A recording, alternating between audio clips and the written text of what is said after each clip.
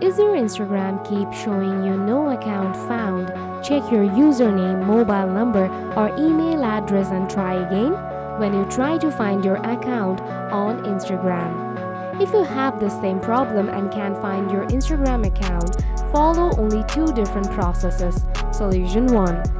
Collect the right username for your Instagram account. That's the first you need to do. To find out, open Setting, scroll down, tap Google. Tap Manage your Google account. Tap Swipe to Security. Scroll down. Tap Password Manager. Please verify it.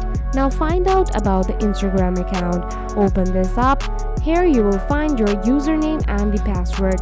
So you can copy the username from here and you can paste the username on your Instagram search. If you can't find the username here, then you need to follow the solution 2. Report your issues. Now open the browser.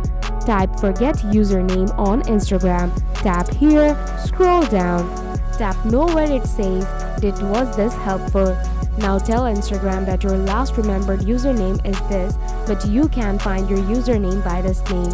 Also, please enter your email where they can communicate with you. After 24 hours, you will get your account back on the search list. You can do this if you can't find your account from an Instagram search. Please ask me in the comment sections below.